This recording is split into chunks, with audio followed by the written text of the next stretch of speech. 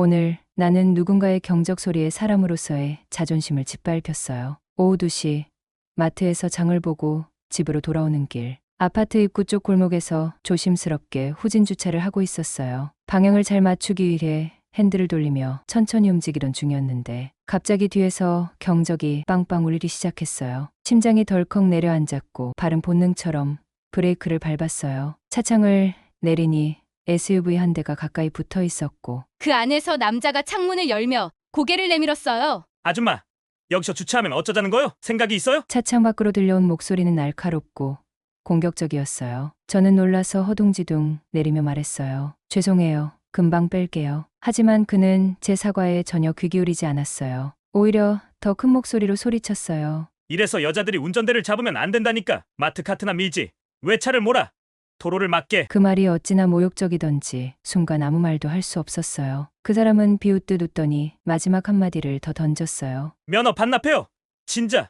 그 말을 듣고 멍하니 서 있었어요. 주변에서 창문을 내리고 상황을 구경하던 몇몇 사람들의 눈빛이 더 모질게 느껴졌어요. 누군가가 조용히 웃는 소리로 들렸고 또 어떤 이는 제 차를 가리키며 수군거렸어요. 아유, 진짜 민폐다. 민폐. 겨우 차를 빼고 집으로 돌아왔지만 마음은 갈기갈기 찢긴 상태였어요. 중고차로 첫 차를 장만한 지 2달. 6번의 필기와 기능 시험을 넘겨 어렵게 딴 면허였고 그동안은 늘 지하철만 타고 다니던 제가 처음으로 스스로 세상을 향해 움직일 수 있게 되었다고 믿었는데 오늘 그 사람이 내뱉은 말 몇 마디가 모든 자신감을 무너뜨렸어요. 밤이 되자 식탁에 앉아 한참을 가만히 있었어요. 라면 하나 끓여 먹을 기운도 없었고 TV도 켜지 않았어요. 그저 불 꺼진 거실에 앉아 블랙박스 어플을 열었어요. 그리고 아까 그 장면을 다시 돌려봤어요. 후진, 주차, 경적, 고성, 비웃음. 아줌마가 차를 해몰아 면허 반납해요. 그 목소리는 다시 제 귀를 찢어 놓았고 얼굴이 화끈거리기 시작했어요. 분명히 내가 잘못한 것도 아닌데 왜 이렇게 창피하고 분한 걸까요? 그 남자의 얼굴이 자꾸 떠올랐어. 턱의 수염을 깔끔하게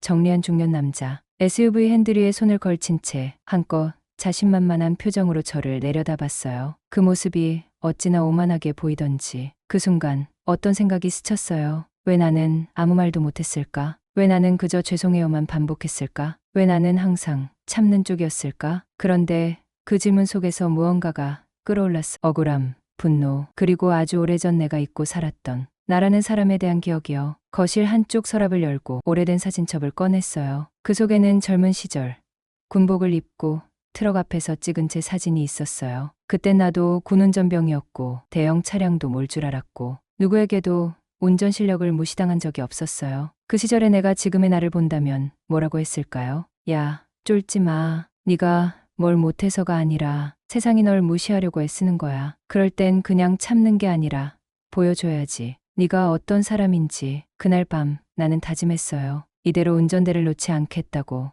이대로 사람들의 비웃음에 무너질 순 없다고. 나를 무시했던 그 남자에게 똑같은 방식으로 돌려주진 않더라도 나는 절대 그런 사람이 아니다라는 걸 보여주고 싶었어요. 스마트폰을 열고 지역 커뮤니티 앱에 글을 썼어요. 고속주행, 차선 변경, 수진주차 같이 연습하실 분 찾습니다. 여성 전용. 진지하게 배우고 싶어요. 글을 올린 지 1시간도 되지 않아 한 줄의 댓글이 달렸어요. 전설의 언니 소개해 줄게요. 그 인간부터 제대로 꺾어드릴 수 있을 거예요. 그 댓글을 읽은 순간 가슴 속에 불이 붙은 것 같았어요. 무언가가 시작된다는 느낌. 그리고 이번엔 절대 물러서지 않겠다는 의지. 오늘은 내가 뭔가를 바꾸기 시작한 날입니다. 어쩌면 내 인생에 처음으로 스스로 칼을 들고 나선 날이었는지도 모르겠어요. 처음엔 장난일까 의심했지만 느낌이었어요. 뭔가 다르다. 그 짧은 문장 속에 무게가 있었어요. 두려움이 아니라 경험에서 나오는 단호함 같은 것. 그래서 바로 쪽지를 보냈습니다. 안녕하세요.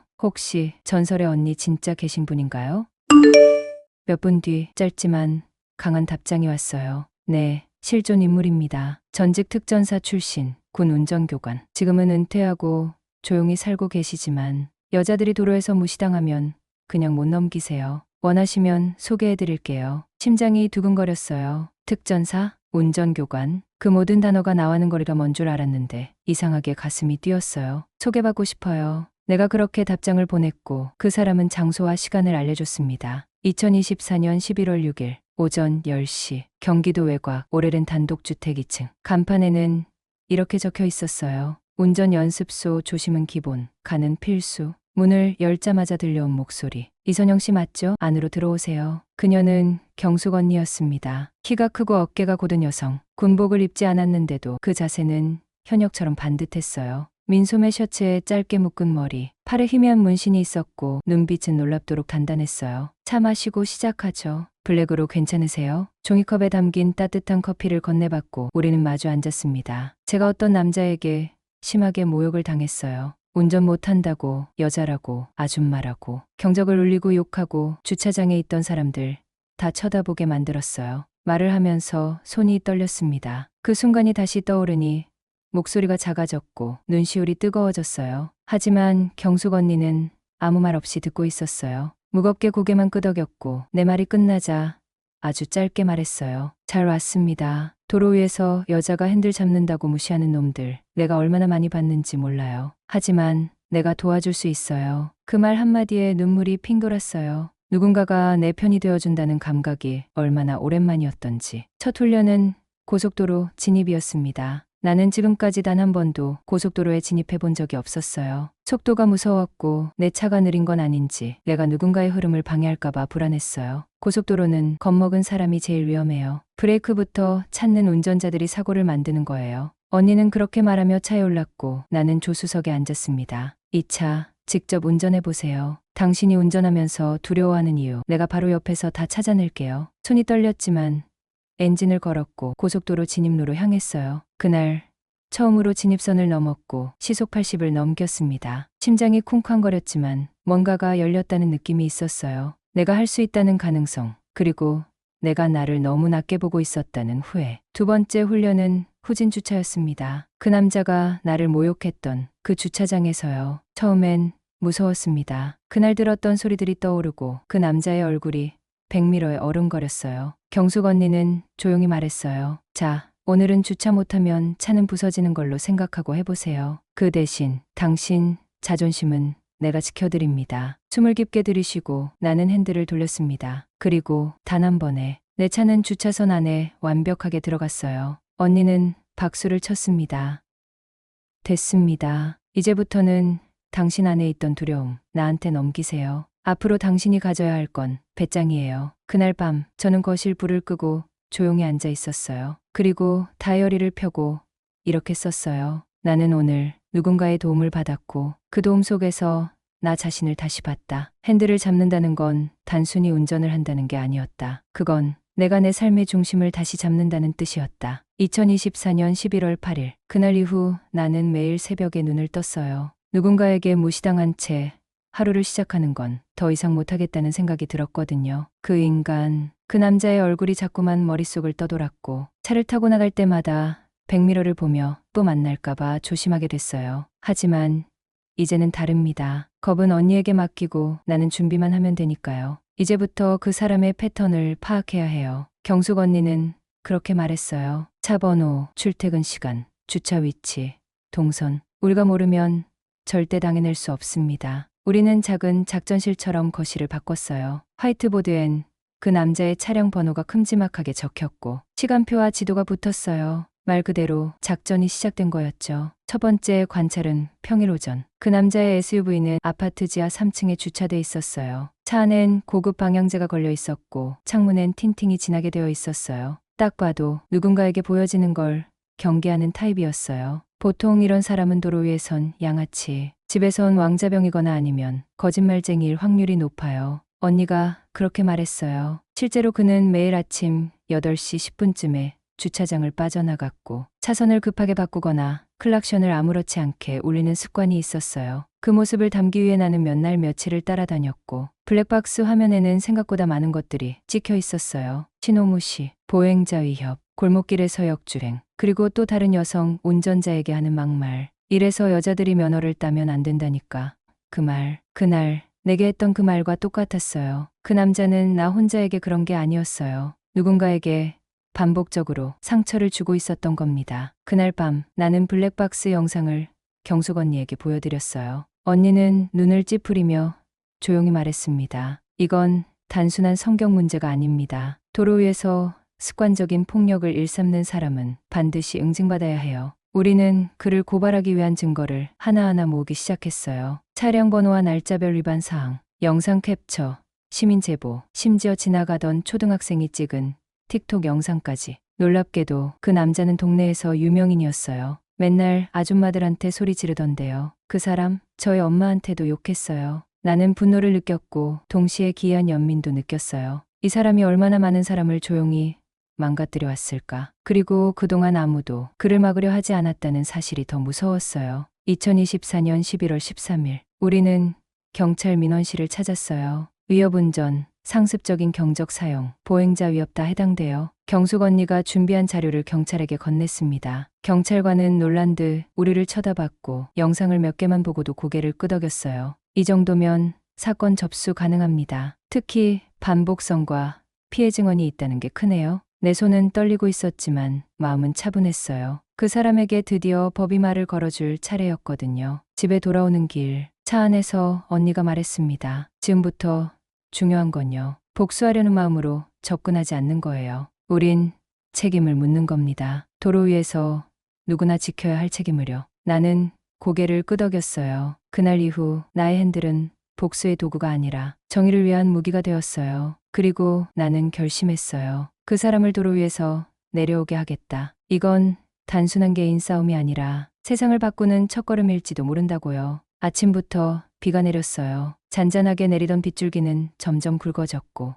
유리창 너머로 흐릿한 회색빛이 번지고 있었어요. 세상 전체가 눅눅하게 젖어드는 느낌이었고 선영은 커튼을 걷지 않은 채 조용히 소파에 앉아 있었어요. 마음 한구석에서 자꾸만 뭔가 불길한 예감이 올라오고 있었지만 그게 정확히 어떤 불안인지 짚을 수는 없었어요. 엘리베이터를 타고 내려가던 중 이상한 걸 발견했어요. 현관문마다 누군가가 붙여놓은 종이가 하나씩 있었어요. 펜으로 적힌 문장들은 삐뚤빼뚤했고 내용은 불쾌했어요. 여자, 운전 조심하세요. 초보 티내며 도로 막는 민폐. 운전대에 잡을 용기면 양보할 용기도 좀 배우세요. 익명이었고 싸구려 복사지에 인쇄한 것도 아니었어요. 손으로 쓴 흔적이 그대로 남아 있었고 그 흔적 안엔 저기와 조롱이 고스란히 담겨 있었어요. 누가 썼는지는 모르지만 누구를 향한 건지는 명확했어요. 선영은 말없이 종이를 떼어냈어요. 찢지는 않았고 조용히 접어 주머니에 넣었어요. 사람들이 지나가는 복도 한가운데 그 종이는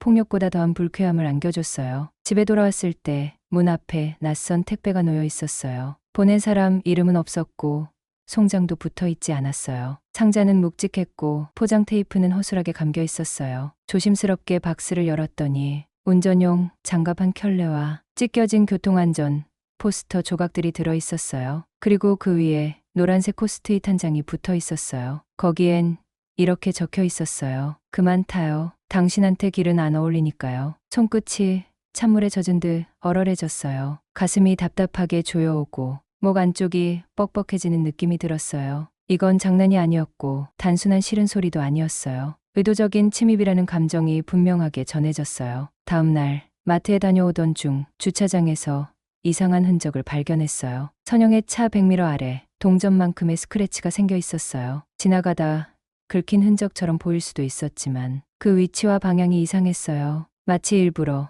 알아채라고 건드린 것처럼요.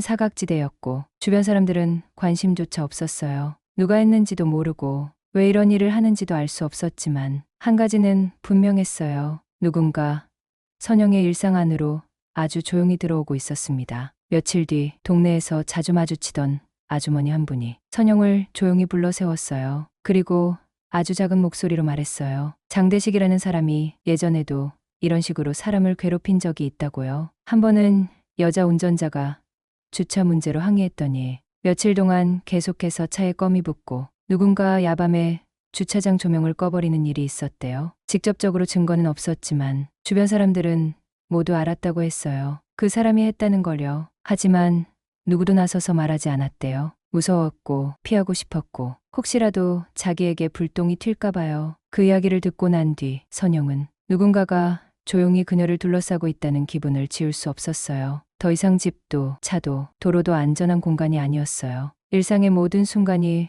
위협 속에 있는 것처럼 느껴졌어요. 그날 밤 선영은 차 안에 앉아 창밖을 바라보고 있었어요. 창문에는 빗방울이 흐르고 있었고 운전석 안의 고요함은 마치 무언가를 기다리는 긴장처럼 느껴졌어요. 백미러에 비친 자신의 얼굴을 바라보며 그녀는 천천히 마음을 다잡았어요. 이건 길을 두고 벌이는 단순한 다툼이 아니에요. 내가 존재하는 공간을 지키기 위한 싸움이에요. 지치지 말고 포기하지 말아야겠어요. 그녀는 다시 핸들을 잡았어요. 그 손끝에는 두려움도 분노도 있었지만 무너지지 않겠다는 단단한 의지도 함께 담겨 있었어요. 아침부터 비가 내렸어요. 잔잔하게 내리던 빗줄기는 점점 굵어졌고 유리창 너머로 흐릿한 회색빛이 번지고 있었어요. 세상 전체가 눅눅하게 젖어드는 느낌이었고 선영은 커튼을 걷지 않은 채 조용히 소파에 앉아 있었어요. 마음 한구석에서 자꾸만 뭔가 불길한 예감이 올라오고 있었지만 그게 정확히 어떤 불안인지 짚을 수는 없었어요.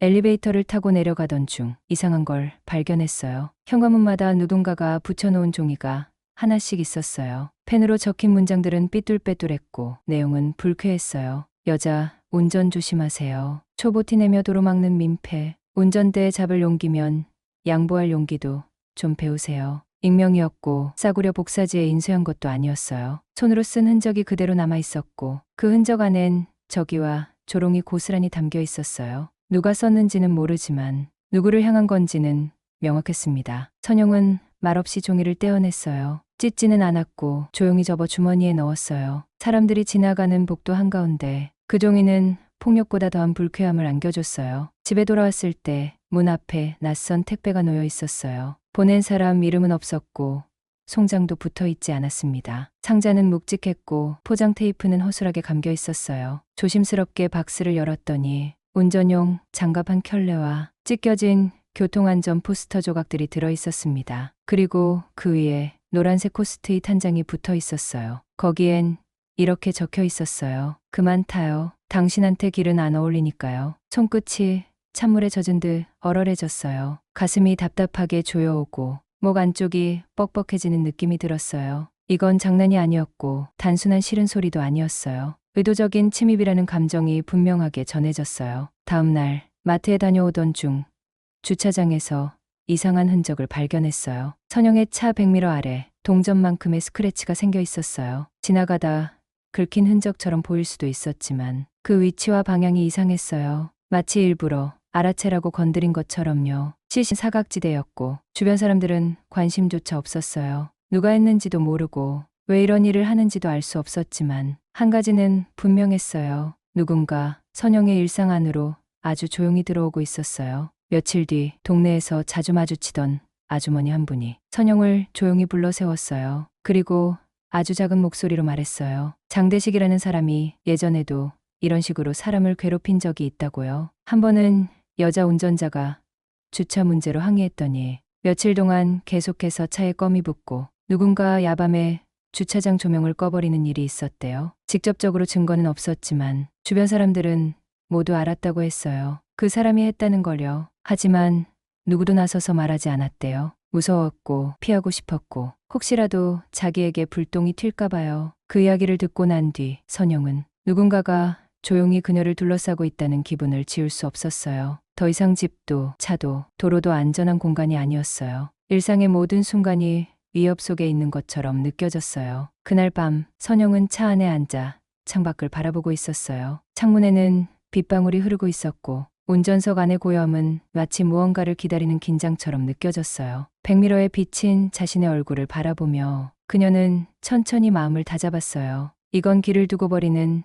단순한 다툼이 아니에요. 내가 존재하는 공간을 지키기 위한 싸움이에요. 지치지 말고 포기하지 말아야겠어요. 그녀는 다시 핸들을 잡았어요. 그 손끝에는 두려움도 분노도 있었지만 무너지지 않겠다는 단단한 의지도 함께 담겨 있었어요. 그날 오후 하늘은 잿빛으로 가라앉아 있었어요. 선영은 평소보다 이른 시간에 외출을 했고 마트에서 장을 본 뒤 동네 카페에 앉아 창밖을 바라보고 있었어요. 그때 길 건너편에서 누군가 다급하게 외치는 소리가 들렸어요. 유리창 너머로 고개를 돌리자 한 여성이 SUV 차량 앞에서 손을 흔들고 있었어요. 그 모습이 어쩐지 낯설지 않았어요. 그녀는 두려움에 질린 얼굴이었고 차량 안 운전자는 창을 반쯤만 내린 채 무표정하게 그녀를 바라보고 있었지요. 순간 심장이 멎는 것 같았어요. 선영은 그 실루엣을 알아봤어요. 흰색 SUV, 짙은 선팅, 낮은 창문 너머로 비치는 무표정한 눈동자. 장대식이었어요. 가슴 깊숙한 곳에서 울컥하고 뭔가 올라왔고 선영은 자리에서 벌떡 일어나 카페 문을 밀고 나갔어요. 도로 달려간 선영은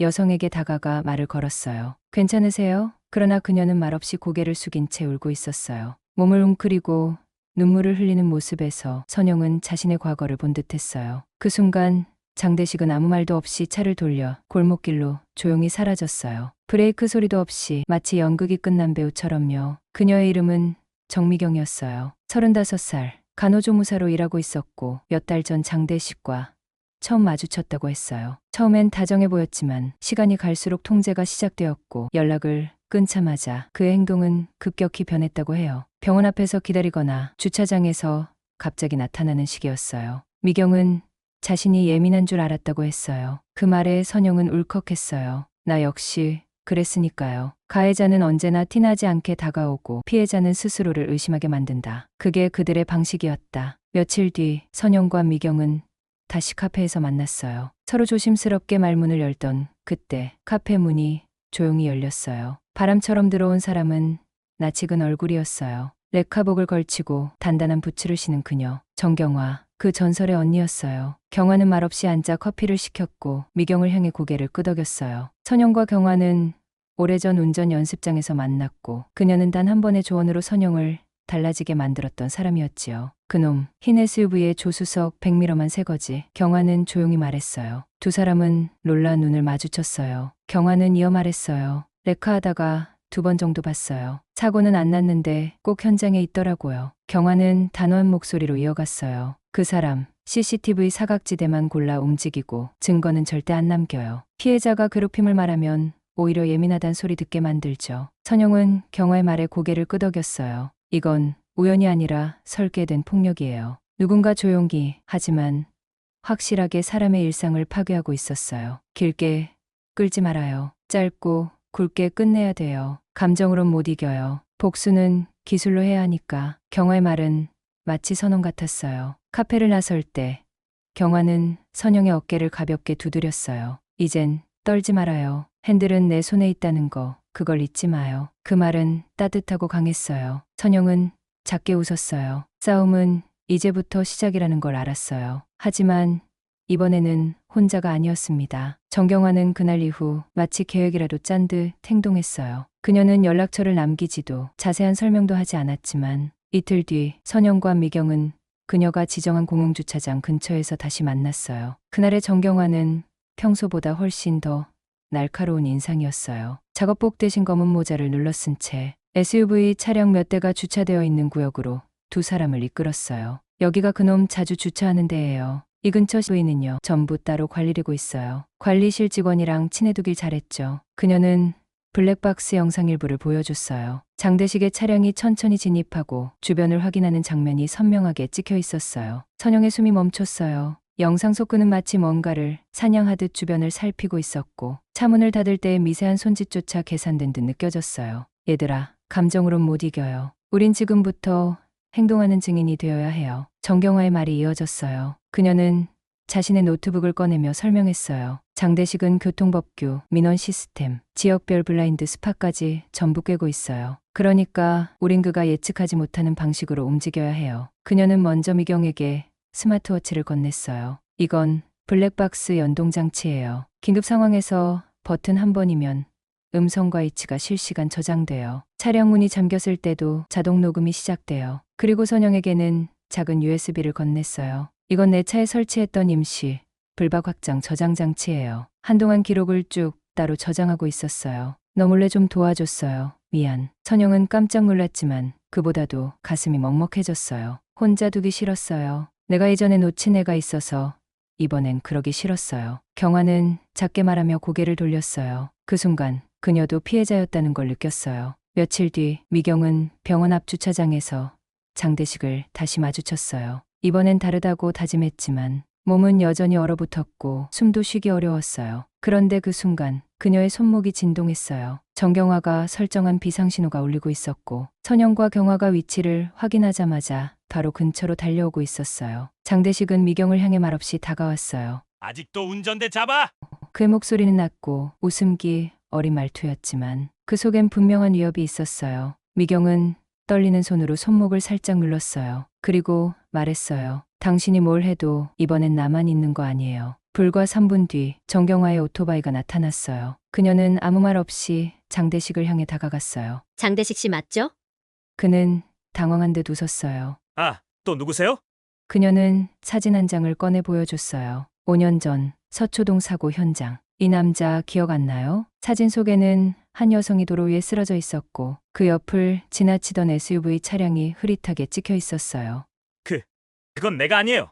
그의 목소리가 흔들렸어요. 그럼 당신은 지금부터 증명하셔야겠네요. 혼자였는지 아니면 누굴 따라다닌 건지. 그 순간 주차장 안에 정적이 흘렀어요. 그리고 조용히 아주 천천히 그의 표정에서 여유가 빠져나가기 시작했어요. 그날 밤 세 사람은 차 안에 앉아 있었습니다. 창밖에는 비가 내리고 있었고 누구도 먼저 말을 꺼내지 않았어요. 그러다 정경호가 말했어요. 복수는 시작됐어요. 근데 이건 그냥 복수가 아니라 우리가 우리를 지켜내는 과정이에요. 선영은 그 말에 고개를 끄덕였어요. 그녀의 눈빛은 달라져 있었어요. 불안도 두려움도 있었지만 그 모든 걸 끌고 앞으로 나아가려는 힘이 느껴졌어요. 며칠이 지났어요. 정경화의 수첩은 점점 두꺼워졌고 그 안에는 장대식과 관련된 차량 이동 경로, 접촉사고 목격자 진술, 블랙박스 복사본까지 정리된 증거들이 차곡차곡 쌓여가고 있었어요. 한 달 전만 해도 그의 그림자만 봐도 몸이 굳어버리던 선영은